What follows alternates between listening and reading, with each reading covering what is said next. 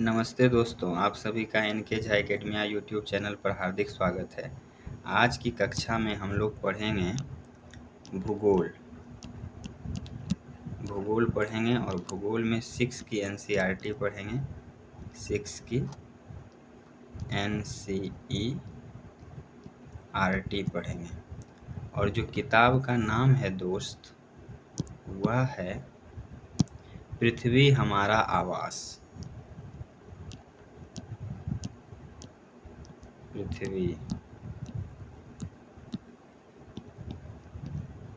हमारा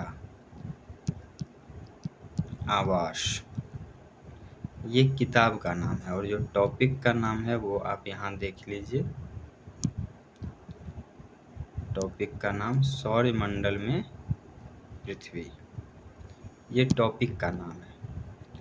तो इसमें सबसे पहले हम देखेंगे कि सौरमंडल क्या है, फिर हम आपको सौरमंडल घुमाने भी ले जाएंगे, वहाँ पे पृथ्वी को दिखाएंगे, फिर और भी ग्रह को हम लोग देख लेंगे। तो यहाँ पे एक चित्र भी है सौरमंडल का, देखिए ये हमारा सौरमंडल है जिसमें बीच में हमारा सन है और बाकी ग्रह जो है वो उसकी परिक्रमा कर रहे हैं। देखिए, तो अगर हम इसकी परिभाषा की बात करें तो हम कह सकते हैं कि किसी तारे के गुरुत्वाकर्षण बल के अधीन बंधे हुए विभिन्न खगोलीय पिंडों के समूह को सौरमंडल कहते हैं। तो खगोलीय पिंड क्या होता है, तो खगोलीय पिंड क्या होता है ये हम आगे देखेंगे। पहले आइए हम लोग पहले सौरमंडल में एक बार घूम के आते हैं। चलिए देखिए, मैंने अभी आपको सौरमंडल की परिभाषा बताया कि किसी तारे के गुरुत्वाकर्षण बल के अधीन बंधे हुए। तो आप देखिए यहाँ पे आपको बहुत तारा दिख रहा है, देखिए कितना तारा है। देखिए इसमें से एक बीच में है हमारा सन। सन इसीलिए लिखा हुआ है क्योंकि हम लोग अंतरिक्ष में खो सकते हैं, खो जाएंगे, तो इसीलिए सन लिखा हुआ है। तो चलिए सन के नज़दीक चलते हैं। सन भी एक तारा है, तो इसके नज़दीक हम चलते हैं। आइए देखिए, सन के नज़दीक जा रहे हैं। अरे अरे अरे अरे अरे, ये क्या है, ये क्या है? देखिए ये है सन और सन के ये चारों तरफ घूमता हुआ ग्रह। सबसे बाहर जो है वो है वरुण, उसके बाद है अरुण, यूरेनस, फिर और अंदर जाएंगे तो फिर मिलेगा शनि, फिर और अंदर जाएंगे तो फिर मिलेगा बृहस्पति, और अंदर जाएंगे तो मंगल, और फिर अंदर जाएंगे तो हमारी प्यारी पृथ्वी। देख लीजिए ये बीच में सन है और सन के चारों तरफ से बहुत सारे ग्रह जो है उसकी परिक्रमा कर रहा है। तो यहाँ पे है अर्थ। चलिए आपको ज़रा अर्थ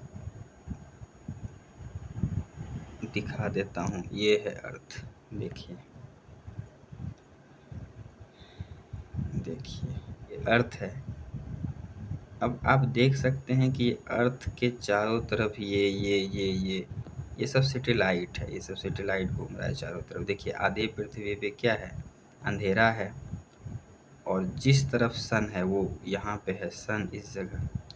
तो ये जिस तरफ सन है उस तरफ लाइट है और उसके दूसरे तरफ देखिए अंधेरा है। ये है हमारी पृथ्वी। देखिए देखिए प्यारी सी पृथ्वी, कितना सैटेलाइट है। देखिए जाल की तरह इसको घेरा हुआ है सैटेलाइट पृथ्वी को। मून पे चलेंगे क्या? चलिए आपको मून पर लेके चलता हूँ। आइए, मून पर आपको उतनी सैटेलाइट नहीं दिखेगी। ये है मून यहाँ पे, देखिए ये है मून। तो अब मून में देखिए एक ही सैटेलाइट भी देखना चाहें तो ये रहा सैटेलाइट आपका।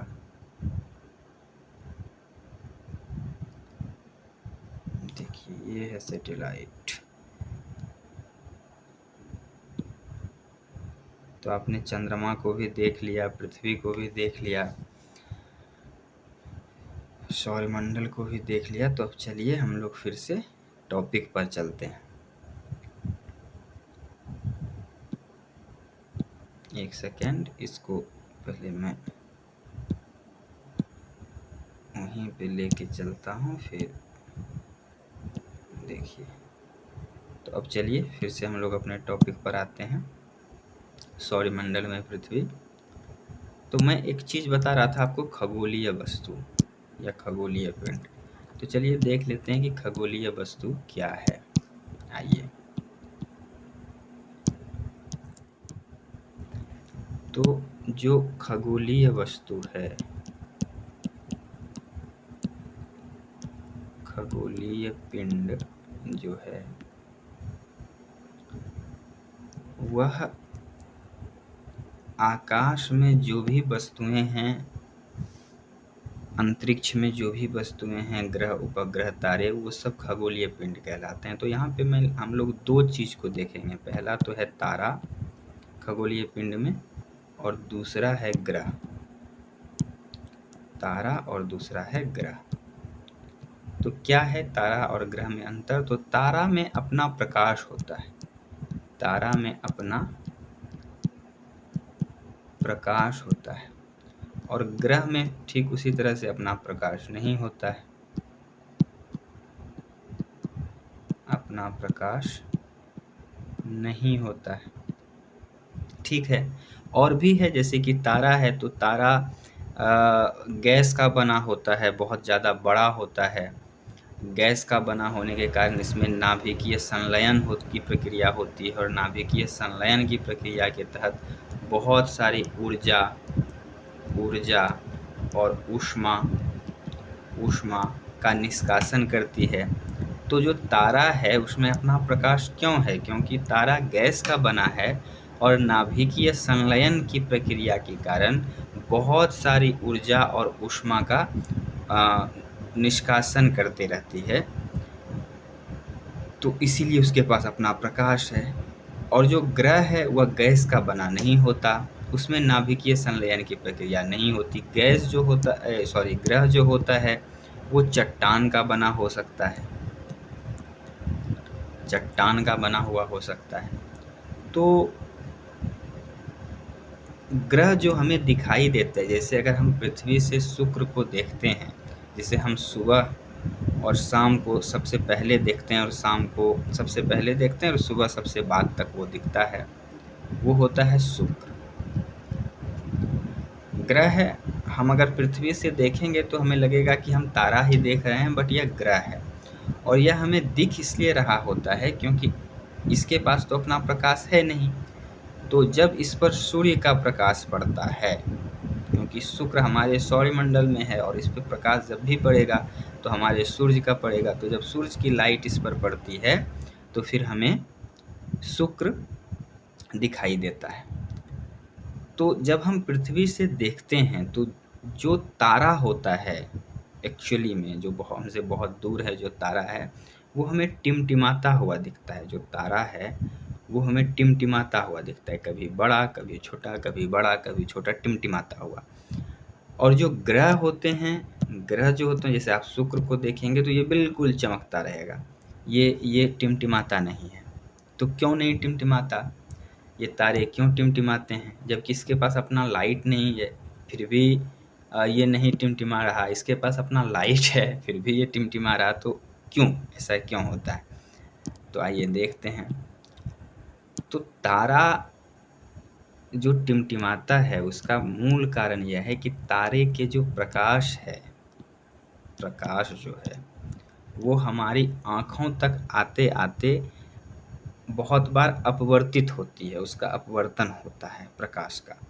तो जब तारा का जब प्रकाश एक माध्यम से दूसरे माध्यम में प्रवेश करती है, एक माध्यम से दूसरे माध्यम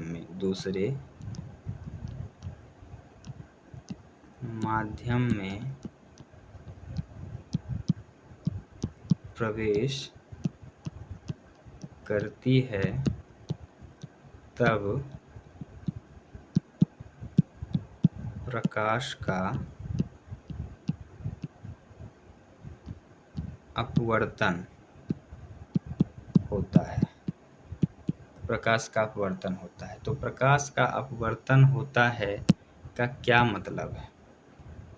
इसका सिंपल सा मतलब यह है कि प्रकाश सीधे ना आकर के मुड़ जाती है। प्रकाश तारा से निकला और आपकी आंखों तक सीधा आना था, तो वो सीधा नहीं आ रही है, वो कर क्या रही है, वो रास्ते में मुड़ जा रही है। उसे ही हम प्रकाश का अपवर्तन कह रहे हैं। किसी सतह से अगर प्रकाश टकराकर वापस लौट जाए तो उसे हम परावर्तन कहते हैं। बट अगर किसी सतह से प्रकाश टकराकर आगे बढ़े लेकिन मुड़ जाए, अपने रास्ते से विचलित हो जाए, तो उसे हम अपवर्तन कहते हैं प्रकाश का। तो प्रकाश के अपवर्तन के कारण हमें तारे जो है टिमटिमाते हुए दिखते हैं, क्योंकि काफ़ी दूर होता है तारा और उसका लाइट जब हमारी आंखों तक आता है तो बीच में वो अपवर्तित हो जाता है कई जगह पर, तो इसीलिए तारे हमें टिमटिमाते हुए दिखते हैं। ग्रह के साथ क्या होता है कि ग्रह की जो लाइट है वो भी हल्का टिमटिमाता हुआ दिख सकता है, क्योंकि अपवर्तन उसके प्रकाश का भी होता है। देखिए, ऐसा नहीं होता कि तारे के प्रकाश का अपवर्तन 100% हो रहा है और ग्रह के प्रकाश का अपवर्तन 0%, ऐसा कभी नहीं होता है।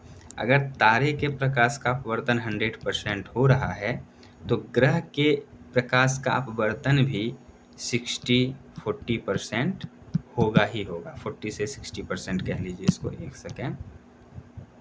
तो 40 से 60% इसका भी अपवर्तन होता है, कम होता है, तो हमें ठीक दिखता है, मतलब कि टिमटिमाता हुआ नहीं दिखता है। चंद्रमा के साथ भी वही है, चंद्रमा के पास भी अपना लाइट नहीं है, तो वह जो हमें दिखाई देता है जब सूरज का लाइट चंद्रमा पर पड़ता है, और जितना जगह पर पड़ता है उतना जगह हमें दिखाई देता है। जैसे आप देखिए, ये मेरा फेस है, आप मेरे फेस को मान लीजिए चंद्रमा या कोई भी ग्रह मान लीजिए, तो ये लाइट जो है, ये लाइट हमारे फेस पर पड़ रहा है तो हमारा फेस आपको चमकता हुआ दिख रहा है।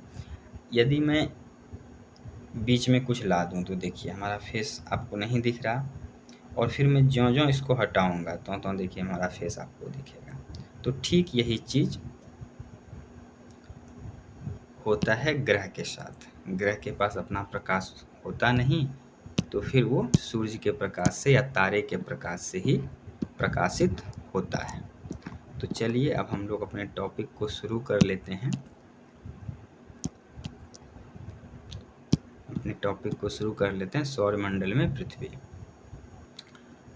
तो ये आगे कुछ पैराग्राफ बच्चों के लिए लिखा हुआ है, तो इसको हम लोग छोड़ देते हैं। आगे देखिए इसमें क्या है। इसमें कुल मिलाकर यह कहा गया है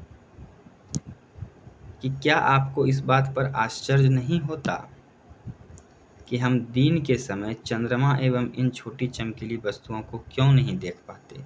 ऐसा इसलिए है क्योंकि सूर्य के अत्यधिक तेज प्रकाश के कारण रात के समय चमकने वाली वस्तुओं को हम दिन में नहीं देख पाते। तो ये आप समझ गए कि रात में जो चीज़ें चमकती हुई हमें दिखती है वो दिन में सिर्फ इसलिए नहीं दिखती क्योंकि सूर्य का जो तेज प्रकाश है वह उसके मध्यम प्रकाश को कह लीजिए कि खत्म कर देता है। और जो दूसरी बात है वह यह है कि सूर्य, चंद्रमा तथा वे सभी वस्तुएं जो रात में आसमान में चमकती हैं खगोलीय पिंड कहलाती हैं। ये मैंने आपको शुरू में ही बता दिया है। अब आगे आइए, देखिए ये तारा के बारे में है, इसको भी पढ़ लीजिए। कुछ खगोलीय पिंड बड़े आकार वाले तथा गर्म होते हैं। ये गैसों से बने होते हैं। इनके पास अपने ऊष्मा तथा प्रकाश होता है जिसे वे बहुत बड़ी मात्रा में उत्सर्जित करते हैं। इन खगोलीय पिंडों को तारा कहते हैं। सूर्य भी एक तारा है। ठीक है, अब आगे आइए, देखिए क्या है। रात के समय चमकते हुए अनगिनत तारे सूर्य के समान ही हैं, लेकिन हमसे बहुत अधिक दूर होने के कारण हम लोग उनकी ऊष्मा या प्रकाश को महसूस नहीं करते हैं तथा वो अत्यंत छोटे दिखाई पड़ते हैं।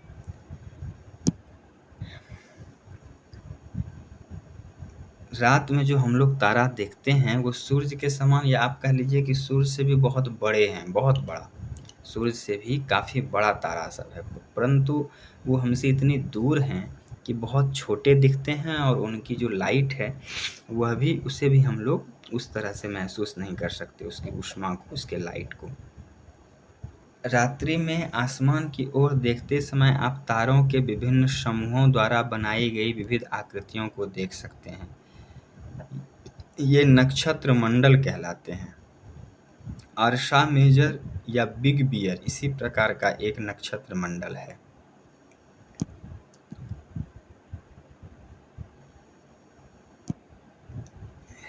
बहुत आसानी से पहचान में आने वाला नक्षत्र मंडल है स्मॉल बियर।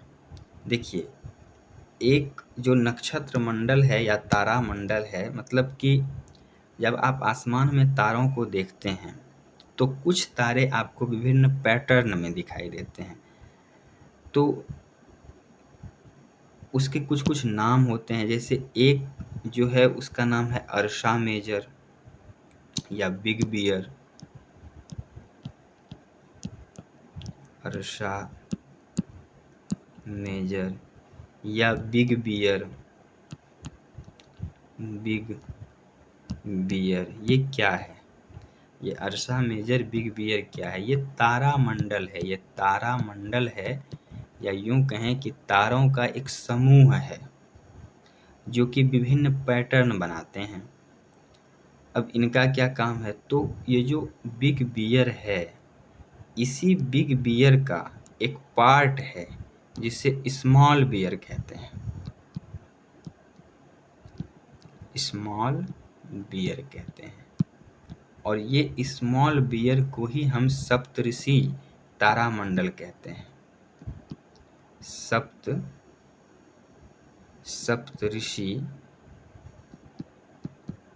सप्तऋषि तारामंडल कहते हैं। तो अब सप्तऋषि तारामंडल आपने देखा होगा कि 7 तारों का एक अलग विशिष्ट पैटर्न होता है। देखिए, 1 2 3 4 5 6 7, ठीक, ये 7 तारे हैं। और यदि आप इन जो सबसे शुरू में जो 2 तारा है, अगर आप इनको मिलाते हुए एक काल्पनिक रेखा खींचेंगे तो ये रेखा आपको लेके जाएगी ध्रुव तारे की तरफ। यहाँ पे है ध्रुव तारा। और ये ध्रुव तारा क्या है भाई? तो ध्रुव तारा जो है वह अपनी पोजीशन नहीं बदलता, अपनी स्थिति नहीं बदलता। ये हमेशा पृथ्वी के नॉर्थ पोल पर चमकता है, उत्तरी ध्रुव पर चमकता है। तो इससे क्या हुआ? इससे यह हुआ कि रात में यदि हमें दिशा का पता करना है तो हम ध्रुव तारे से कर सकते हैं। ध्रुव तारे की स्थिति से हम दिशा का पता लगा सकते हैं। तो प्राचीन समय में जो समुद्र यात्री होते थे वह रात में दिशा का पता इसी ध्रुव तारे से लगाते थे, और ध्रुव तारा का पता इस सप्तऋषि तारे से लगाया जाता था। क्योंकि देखिए, ध्रुव तारा तो एक है, तो आप कैसे पता करेंगे कि यही ध्रुव तारा है? आप जिस दिशा में देखेंगे कोई भी तारा दिखेगा, आप कहेंगे हाँ हाँ हाँ हाँ यही ध्रुव तारा है।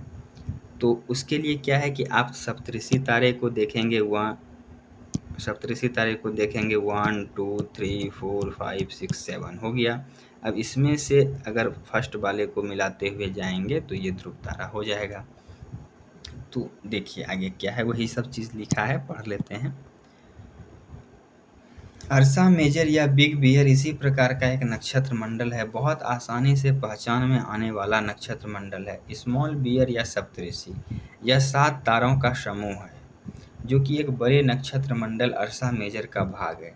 अपने परिवार या पड़ोस में किसी बड़े व्यक्ति से कहिए कि वह आपको आसमान में और अधिक तारों, ग्रहों तथा नक्षत्र मंडल को दिखाए। ठीक है। प्राचीन समय में लोग रात्रि में दिशा का निर्धारण तारों की सहायता से करते थे।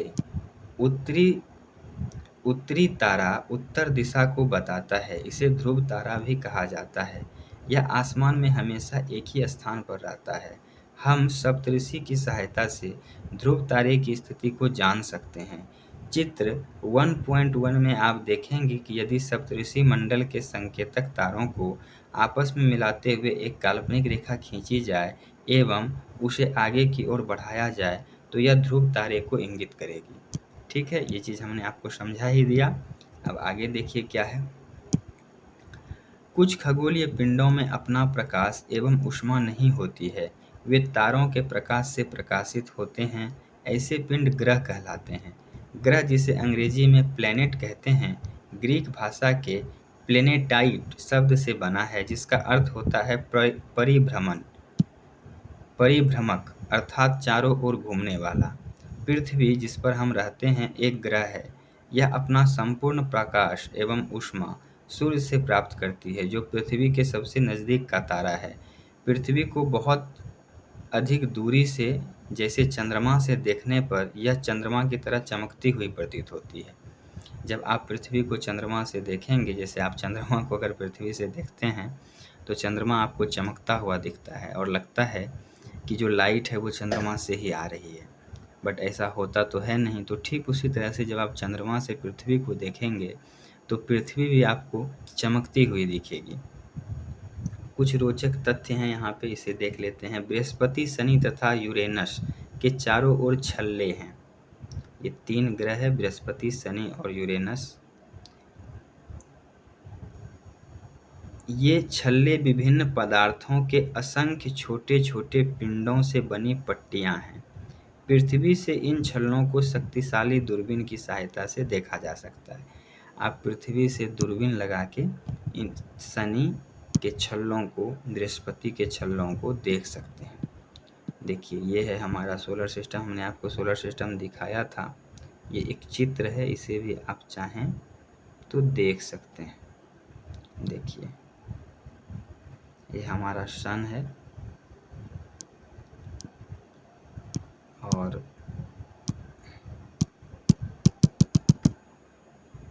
ये पृथ्वी, ये सन।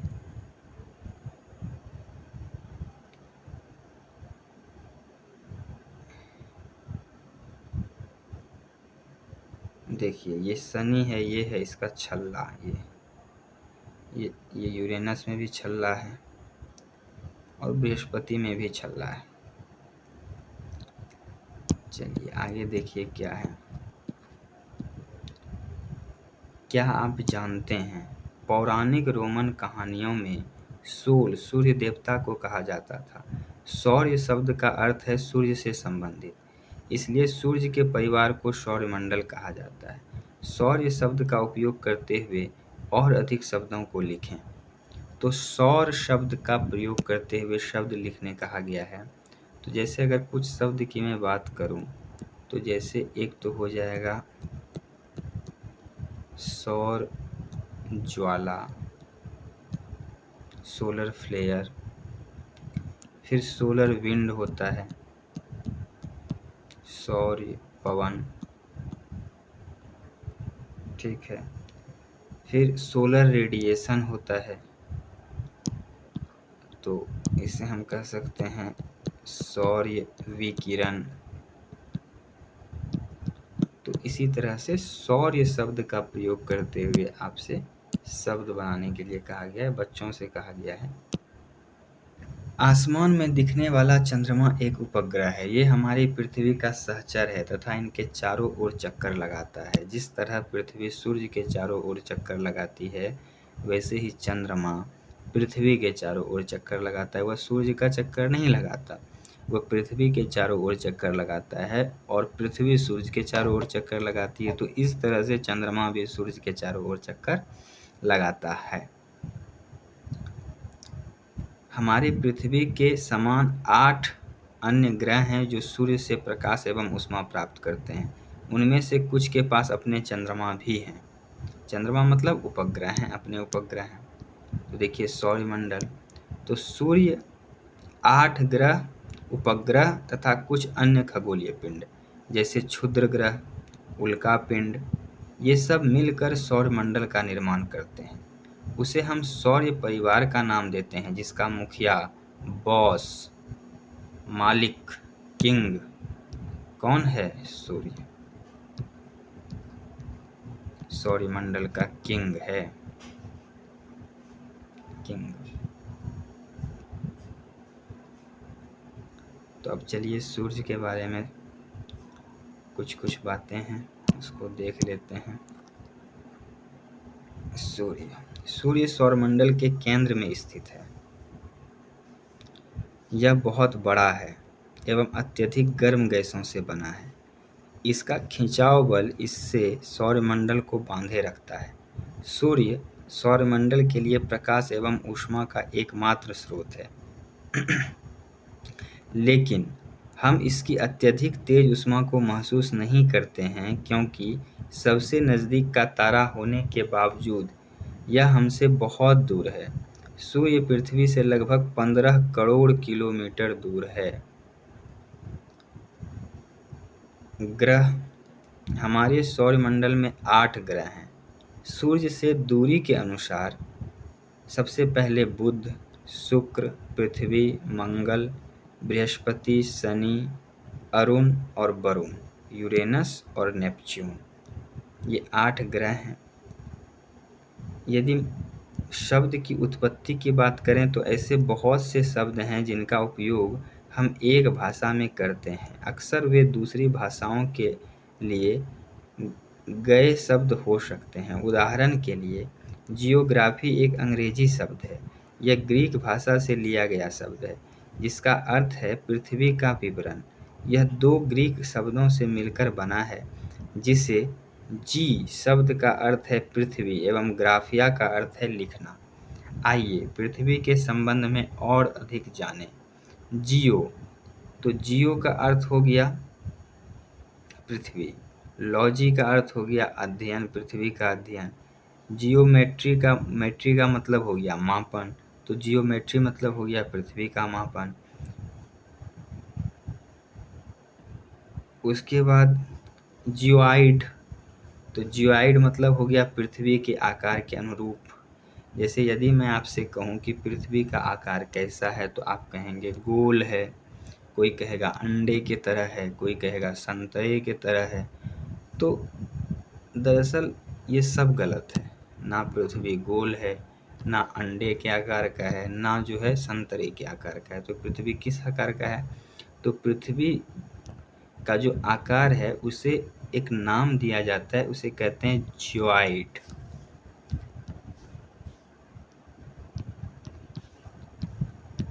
जियोइड कहते हैं, इंग्लिश में GEOEID,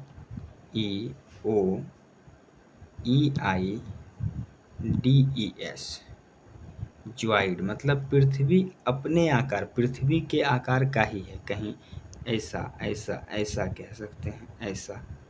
एक सेकेंड, कैसी है भाई पृथ्वी? तो देखिए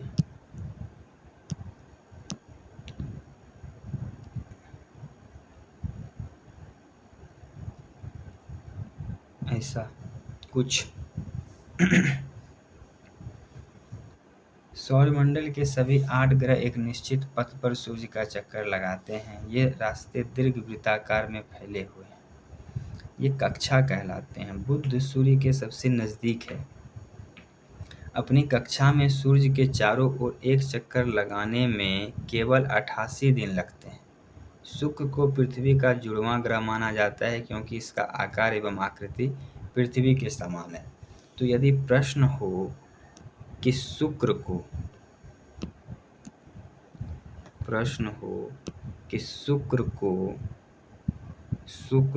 पृथ्वी का जुड़वां ग्रह मानते हैं। क्यों मानते हैं भाई? तो आकार और आकृति के कारण। इसका आकार और आकृति लगभग क्या है? पृथ्वी के समान ही है। इसीलिए इसे हम शुक्र को पृथ्वी का जुड़वां ग्रह मानते हैं। क्या आप जानते हैं, रात में आसमान को देखकर मनुष्य हमेशा से मोहित हुआ है। खगोलीय पिंडों एवं उनकी गति के संबंध में अध्ययन करने वालों को खगोल शास्त्री कहते हैं। आर्यभट्ट प्राचीन भारत के प्रसिद्ध खगोल शास्त्री थे। आज विश्व के सभी भागों में खगोलविद ब्रह्मांड के रहस्यों को खोजने में लगे हैं। तो भारत के प्राचीन प्रसिद्ध खगोल शास्त्री थे, उनका नाम अगर आप याद रखें तो वह था आर्यभट्ट। उनका नाम था आर्यभट्ट। और ये क्या थे? ये प्राचीन भारत के प्रसिद्ध खगोल शास्त्री थे, आर्यभट्ट। ठीक है, अब आगे देखिए क्या है।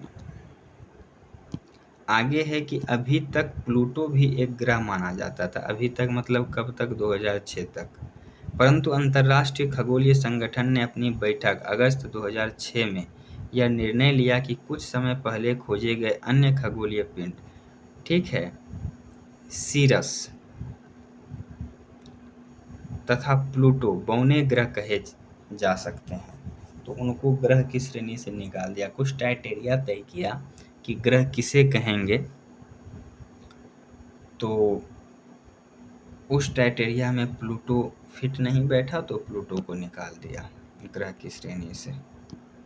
चलिए अब आगे देखते हैं पृथ्वी। अब पृथ्वी को हम लोग अगले वीडियो में देखेंगे। तब तक के लिए आपका बहुत बहुत धन्यवाद।